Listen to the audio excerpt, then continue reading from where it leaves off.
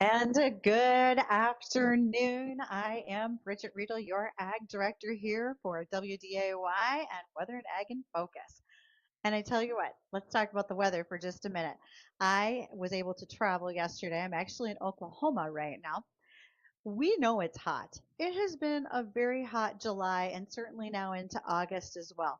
But let me tell you, when it was 92 degrees last night when I got out of my pickup in Oklahoma City, wow, that was a bit of a take your breath away moment. So, yes, it is hot.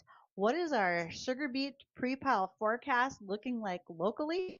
Well, today we're still in those mid to upper 80s and windy. I got some pictures from one of our sugar beet farm managers going on up near Hillsboro just a little while ago, and black clouds of dust in the air with the wind that's currently going on up there and just the dry conditions. Now, there is a chance overnight, about 30% for maybe a rain shower, a thunderstorm. Let's wait and see where those set up and if they actually happen. But after that, we're pretty much into smooth sailing without any rain in the forecast through Sunday. 82 for Wednesday, really staying in the 80 to 85 range all the way from Wednesday through Sunday. So we really haven't cooled off a lot yet either. For some of those kids that are going back to school, I'm sure it feels wildly uncomfortable when you are hanging out in the classroom and it's still this type of temperature outside. Whew, what a day. Speaking of what a day, I have the opportunity to talk with yet another member of the Steiger Heritage Tractor Club. Really been enjoying this conversation. Steiger evokes so much history, loyalty, nostalgia, and really still technology today because we still have the Steiger tractors made by Case IH. Even though their green livery color is different, it's okay. The Steiger is still out there, still a leader in four-wheel drive horsepower. We're going to be joined by Paul Nystuen. He is with the Steiger Heritage Club. And also, at some point during our interview today, we're going to give away 2 tickets to the Western Minnesota Steam Threshers reunion out at Rolog. That'll be over Labor Day weekend. Hopefully, especially after listening to us talk about Steiger, you're as excited to go as I am. And when it is time, but it's not now, but when it is time to call in, not only to look for tickets, but also tell me about the weather in your area because I'm not at home. I could use a little information myself. You can call me on the JLA Insurance phone line, 701 293 9000. Got my email open. I'm watching. You can reach me, ag@flagfamily.com. That's my email address. And of course, the live stream. If you're wondering where I'm at, what I'm doing, you can easily follow along with the live stream. And that is brought to us by Lighthouse Commodities on Facebook, YouTube, and Acres TV. And the weather today brought to us by the Hot Tub and Sauna Store, the one over by Costco. As fall starts to approach, which, okay, maybe not this week, but if you went over this week and you made the deal on your new sauna or your new hot tub at the Hot Tub and Sauna Store, you could get that done, have it delivered and set up. So just in time for fall weather coming later on this month and into September, you'd be ahead of the game. I think that sounds like a great idea if I were you. All right, some of the things that are going on in the news today. First of all, we heard over the weekend that Tyson is closing a couple of beef plants. Now, I'm doing this off the top of my head, just from memory from this morning. I did not make some notes about it quite yet. And so here's what I remember and know. Tyson's closing a plant in Illinois. Also, I believe the other one was out in the Pasco, Washington area.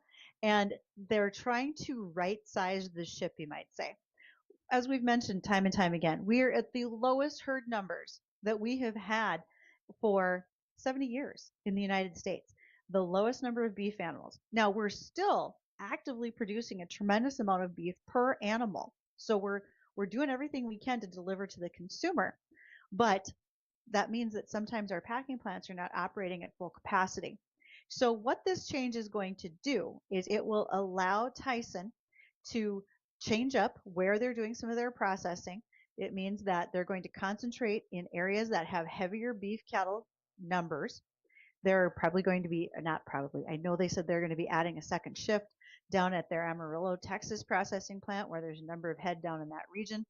What it does do, though, is if you're a beef producer, puts a little more pressure on you. If you're raising livestock in Illinois or in some of those Pacific Northwest territories like Oregon, Washington, you now have to ship your cattle further to get them to a processing site. Not always ideal. I understand it from a business perspective, but I truly understand it from a producer perspective. Also, I think this puts more pressure on our local butcher shops because if you have those who've been finishing cattle and they've got animals ready to go and they don't want to ship a longer distance, then they're going to come to you wanting to do some butchering, but also looking for a farm to table customer. So if you've always wanted to be buying beef from someone locally and direct, here would be your chance, particularly in those other regions. Here in North Dakota, still can find quality butcher shops all across the area. Many of them family owned, long time businesses, great reputations. Never be afraid to go do that beef business locally whenever you can. And they're processing other things, whether it would be hogs as well as lamb. It just depends on what that particular shop is set up to do, and they're happy to work with you as well. Okay, more things to talk about today, especially when we get to talking about Steiger, but also the Minnesota Department of Ag has opened up some grants for soil health. Now, if you are in the market to do some changing over of your equipment because you want to do a better job of no-tilling, that type of thing, and you'd like to make that change, but you don't necessarily have the right equipment, here's your opportunity. These are the Soil Health Financial Assistance Program grants, anywhere from $500 to $45,000. The grant due date is August 31st for your application. This would allow you to buy new or used equipment such as no-till drills, air seeders, strip till units, and more. And if that's something that you are thinking about, again, that is in Minnesota Department of Ag. Those are the Soil Health Financial Assistance Program grants, and you're going to want to get those applications in quickly. You're also going to want to stick around. Can't wait to visit with Paul from the Steiger Heritage Club as we get ready to roll log and feature the Steiger tractor for the Western Minnesota Steam Threshers Union coming up very soon. We'll talk to Paul after we do the markets from the American Ag Network.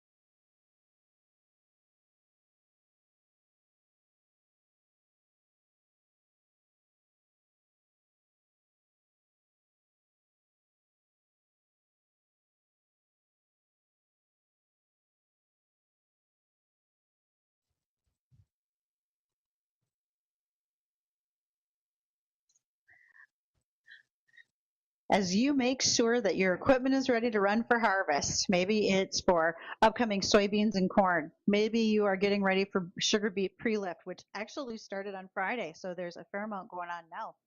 You want to make sure your technology is running just as smooth. No leaks, hassles, hackers, any of the above. So make sure you check out techsupport.farm and get that taken care of. Chris Sherman is the expert who's going to be able to help you make great decisions about what you may need and what you can improve. In fact, he's going to join us on air tomorrow to answer some of those questions. But today, in studio, we get to talk about Steiger tractors. In fact, I've had people tell me they are very busy watching our recorded live stream because they want to go back and see everybody who's been coming in from the Steiger Heritage Club, making sure they don't miss anything. And it's no different for today's guest. You'll be able to see him on the Lighthouse Commodities live stream, and that is Paul. Paul, is it Nystuen? Nystuen, as in nice tune. Nystuen. Yes. Oh, all right. You have a nice tune, and for me, it's Readel, like you read a book. So Yep. that's how we have to describe ourselves, right? Yep. Yep. So, Paul, for you, you started with Steiger as an intern in college. Was that a pretty competitive group to get into Steiger at that point? It really wasn't at all, and we really didn't call it an internship at all. It was I applied for a drafting position that was advertised, and I applied for that, and luckily I was hired. I was hired at $2.50 an hour, which I was thrilled, which I was thrilled about, by the way, which was I bet much more than what you could get working at a fast food organization at that time, and it also fit into my career plan. So it worked out really very well for me. It was a small organization in Fargo, one lead engineer and one other draftsman. So, Paul, are you a farm kid? And was this kind of a plan that you wanted to work in equipment, or it was more of a surprise in your trajectory? Yes, I am a farm kid, although I was born and raised in Fargo, North Dakota. I actually went out to northwestern North Dakota every summer since I was about 8 years old and worked on the family farm for my uncle, which I really enjoyed. It was obviously a kids and boys paradise. You got to do a lot of different things. You got to drive when you shouldn't, and got to just perform a lot of different tasks and learn a lot of different things, and learned about the ag business and especially about equipment. So when you were out there in western North Dakota, did you stumble across the Knutson track drive that was out in Divide County being built by a family as well? Yeah, the Knutson tractor was built around the same time as when Steiger was starting and moving into Fargo, and so I was aware of it, and I did see of it, but I never really got up there. That was in my younger farming days. There weren't tractors like that. The Knutson wasn't around. Steiger really wasn't around at that point. I mean, those were only dreams that you could have as a young farm kid. That instead of pulling 28 feet of cultivator, you pulled a 14-foot chisel plow with a 4010 John Deere. So as a college student looking for a drafting job, what was the production time frame? What was the tractor that was being built right then? Was it a Panther, a Cougar, a Bearcat? Can you give us a little bit of history around that era? Okay, so this was a spring of 1969. I was just finishing my freshman year of mechanical engineering at North Dakota State University. Steiger had just moved to Fargo from the farm where they had done all of their production up to that point. I mean, they had quite a history before I joined, and they got big enough that they thought they needed and should go into production in a larger area, And so in '69, they moved into what we called the Fargo Tank Building, and that became a new production facility for them. The tractor that I actually worked on was, it had a model number, and the prototype was actually built up on the farm by the Steiger Mm-hmm. brothers and their team, and it came through Fargo on the way to some shows in South Dakota, or demonstrations. And my first task was to go out and actually draw up uh, the details, make a bill of material of that tractor so it could be more fully developed and really produced in Fargo. Um, so that was what I did. I did that over a weekend, uh, sketching up some of those parts, not knowing much better, not knowing what you could and couldn't do. I went out with a yellow pad and a tape measure and made a lot of lists and a lot of sketches and things like that. And the rest of the summer was spent uh, really putting more detail together on that and drawing up detail parts for the production side. So it was, it was very exciting, very interesting, very busy. Um, and did I know what I was doing? Probably not all the time, for sure. But we did our best. Uh, the tractor actually, like I said, had already been uh, designed and built in up at the farm by the Steigers, and so my job was trying to copy that and make sure that we could build a good one in Fargo. So, Paul, you started out, like you said, you were a freshman at NDSU, mechanical engineering, just really getting the ball rolling on your career. And as that student armed with a tape measure and a notepad, how many other roles did you play at Steiger through the years? Well, I I did just about everything probably at Steiger from an engineering standpoint. Um, Over the years, uh, I got to work on some very, very unique projects, which I'd love to share with you. I Okay. also got to, work in test, uh, the department.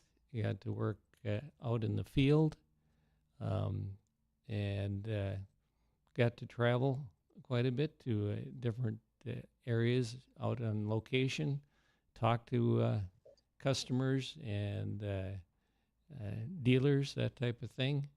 Um, Got to work on projects and eventually actually even got to direct and manage some of the engineering programs. So I feel very, very lucky and very, very uh, happy that I was able to do that. Paul, I am very excited to hear about some of these unique projects and field testing that you were doing in your years with Steiger. And then also, we're going to visit about what you do as part of the Steiger Heritage Club, and especially as membership chair, and what that entails. And we will do that after our news break. But when we come back, we're going to continue to talk with Paul Nystuen. And Paul is with the Steiger Heritage Club. Let's get ready for Roll Log, everyone.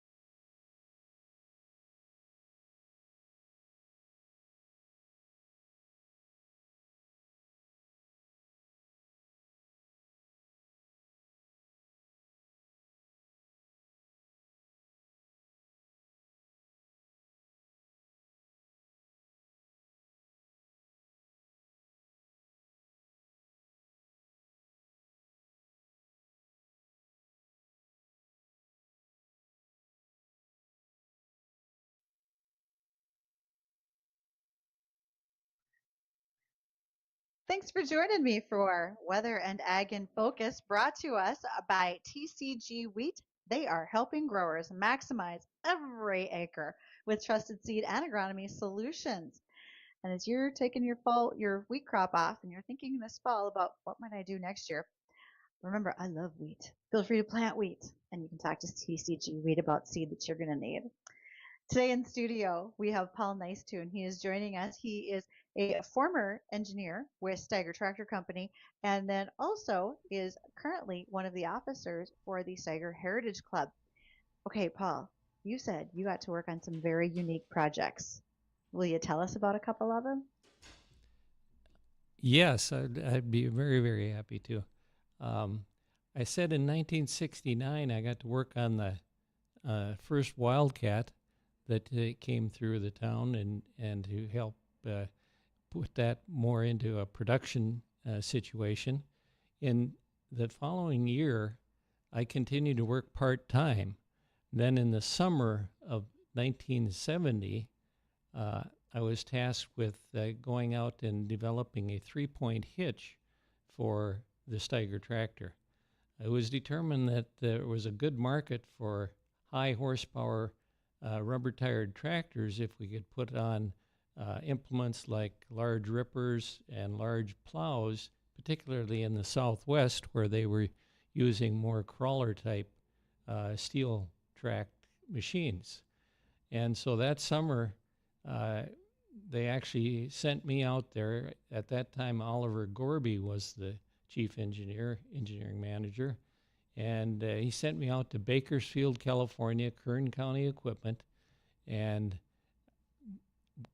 there I set up and determined that the Category 3 three-point hitch, which was in SAE standard, was really not adequate for the horsepower we were talking about. So we actually developed our own three-point hitch. We called it a Category 4, and it was really developed by extrapolating Category 1, 2, and 3 and coming up with a Category 4. So it was a very unique, unique design that ultimately went into production for Steiger Tractor as a Category 4 and helped us sell tractors in the southwestern part of the country. That in particular was California and the Kern County Equipment, Bakersfield area. So that was one interesting one. Then the following year, because of financial problems, I was part-time, things like that. I actually was laid off, and so that following year, summer 1971, I did not work for Steiger Tractor. But the following year, in 72, when I was graduating from mechanical engineering and had decided I would go on to graduate school, I was approached by Steiger and asked if I'd work on a special project.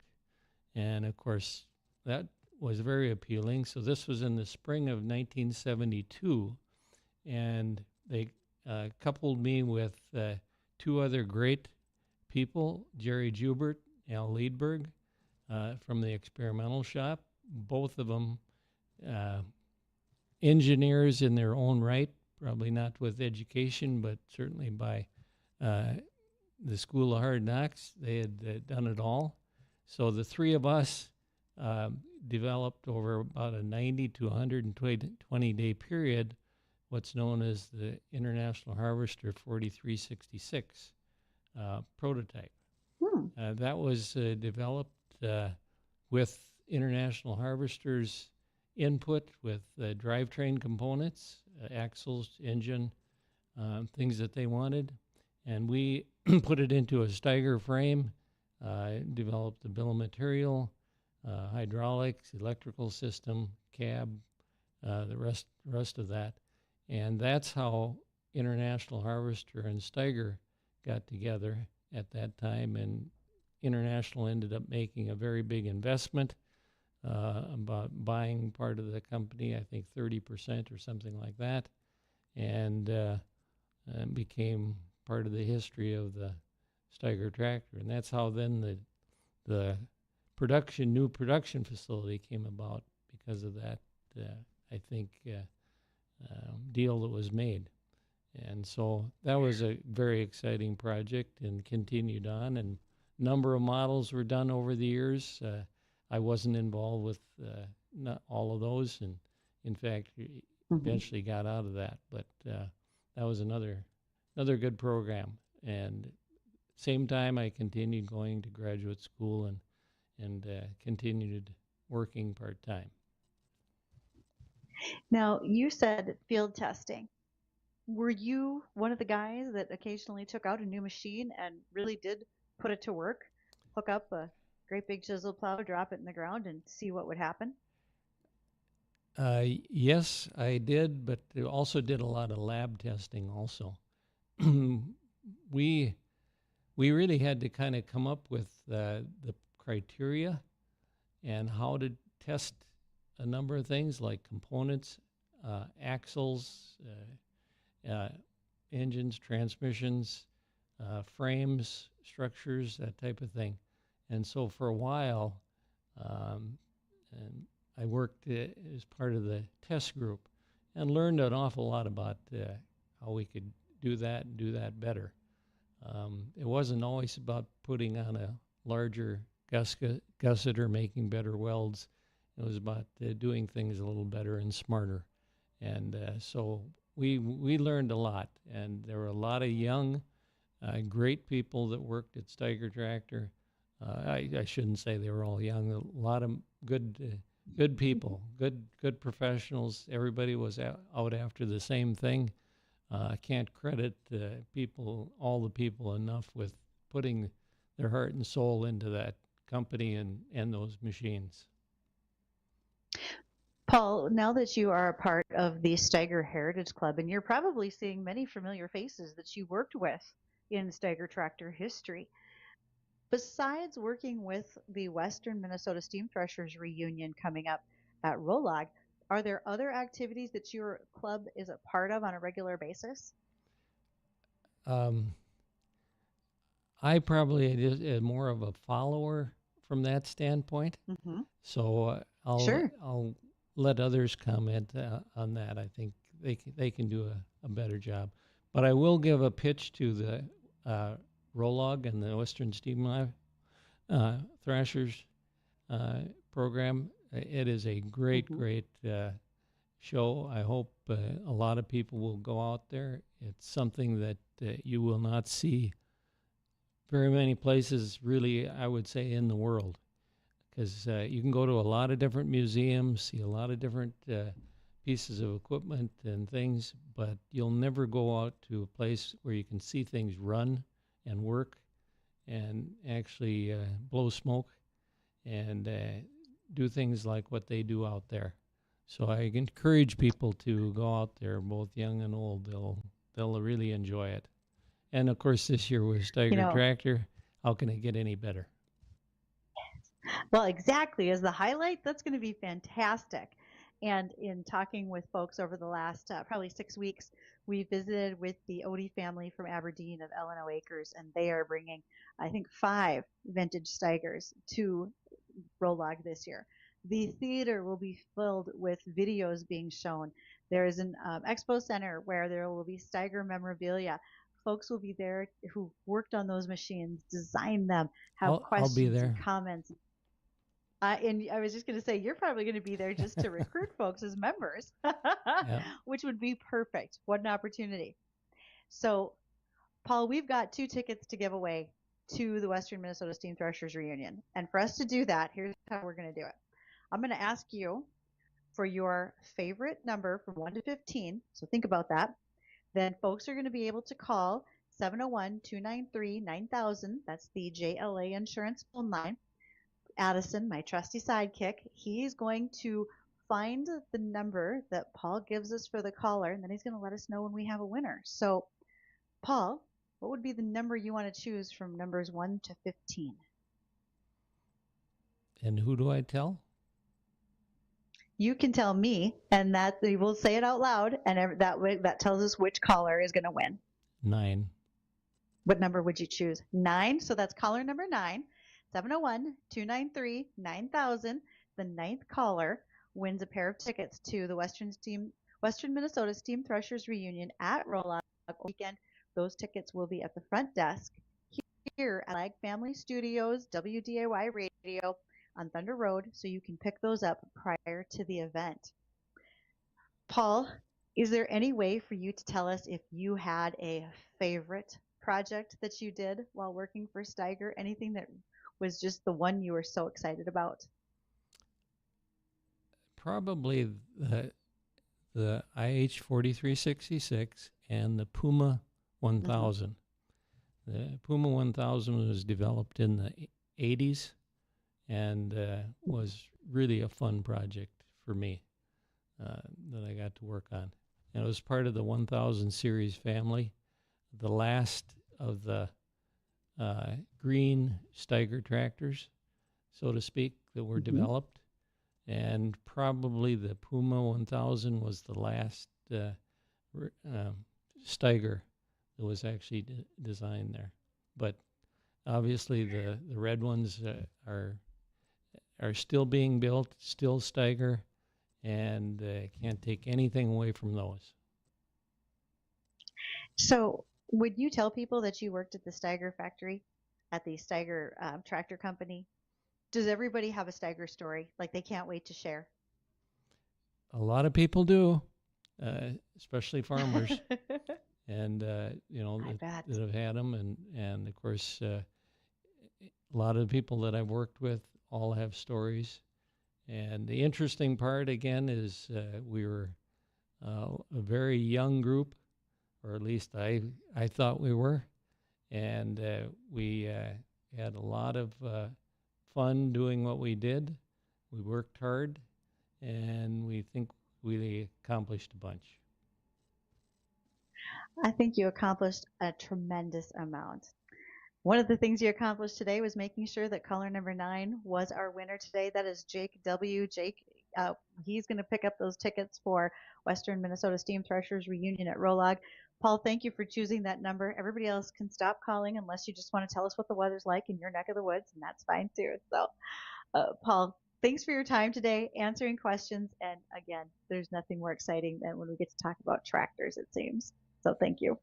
Thank you very much. And I look forward to talking to some people at Rolog. You'll see lots of us. All right. One more little look at the weather, and we'll hit some. We were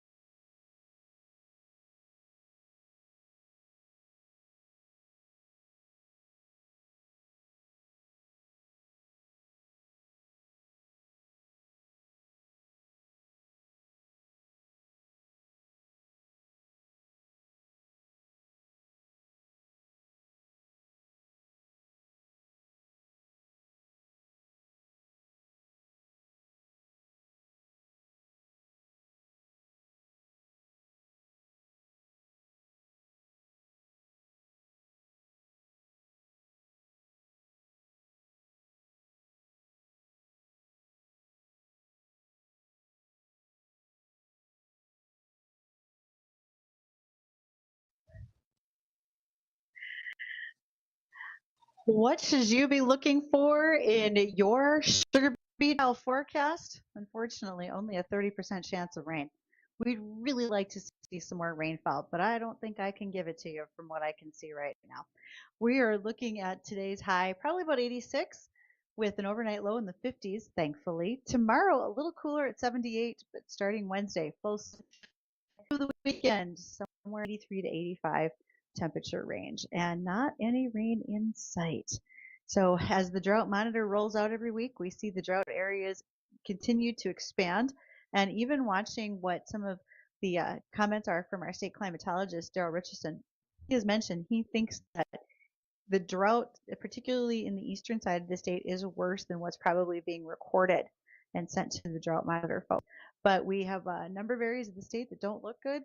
As of this morning, I read that Minnesota is considered 40% drought status. So it seems like everybody is seeing some sort of shortage. Unless you're in Indiana, Indiana was getting so much rain, they're seeing massive in that area. So I guess we got to be careful what we wish for, but it's the other. I feel like there's a lot of people who are sitting on the in between and feeling good about it. And if they are, they're not talking. They don't want to have to tell anybody that they're doing okay because they know how much other stuff is going on around them. Now, sometimes you see articles where folks are asking a question. It's almost like an advice column. And I saw one as well. And the question from a farmer was, our goal was to pass debt-free land to our kids. Honestly, I don't see how that's possible anymore. We were on track until we borrowed money to buy another farm 5 years ago. Then my mom died last year and we had to borrow again to buy out my two sisters. We amortized using 30-year notes, but cash flow is still tight. Our life insurance won't fully cover the debt. Our farming son asks about what will happen when he buys out his two off-farm siblings. How do we keep the debt from straining the farm? And the kids' relationships. What if they go in different directions from their inheritance? Well, pretty important point that a lot are facing in today's day and age. A state government focused primarily on assets and play the liabilities that are the case. Suppose your debt to asset ratio is 25%. If you passed away and your farming son bought out 2/3 of the remaining net equity from the siblings, the net ratio could jump to 75%. Would his lender approve? And a solid succession really needs to look at both sides of the balance sheet. Life insurance is often intended to cover debt. However, most policies name as beneficiary a spouse, and that doesn't ensure the debt will get paid. Beneficiaries can just keep cash, and it leaves the estate or the farm business to settle the loans. I am not an estate expert. I am not an attorney. So any advice I'm giving right now is things that I have read and am sharing from other experiences. But I think it is fair to say that one of the biggest dark clouds hanging over most farmers and farm organizations right now is trying to get a plan together. And every farm is different. Haven't considered what these things may look like, it is certainly not too late. You're going to want to get started. You may think, don't worry, I have a will. That takes care of it. It doesn't. Probate can still take a double-digit amount out of the farm operation or any. If you're curious, who can I talk to? Maybe I need a lawyer who specializes in farms, ranches, and agribusinesses. I can help with that.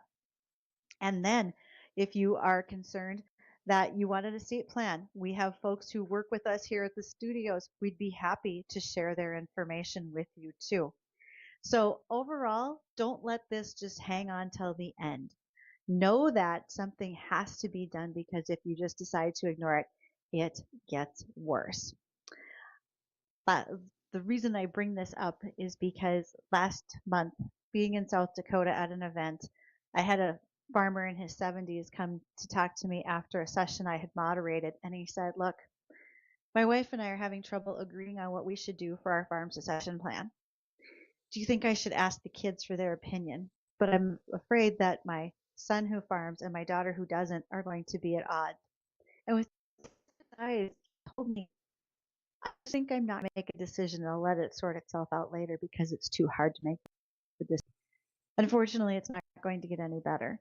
And I really hope and pray for him that resolution and with the family so that he feels some peace as well. But it's no longer something that we can put off. In so many cases, we have to step up our efforts to be planning ahead. With all these dry conditions, please be safe out there. Fire warnings are high, especially when we have wind. We know that we are going to see more fires if we saw a lot of tillage this fall. Folks are holding off on that. They're not doing nearly as much. We anticipate making sure that sales of fires go up because of potential fires during this fall. And we probably aren't going to be running many grain dryers. I think our grain is probably already at a state where it's likely pretty dry. Nonetheless, be safe out there throughout harvest. And as we go back to school, remind your young drivers in the family to watch out for equipment on the roads because they might not be familiar with some of the traffic patterns. So keep them safe. Have a great rest of your day, and I look forward to seeing you tomorrow on Weather and Ag in Focus.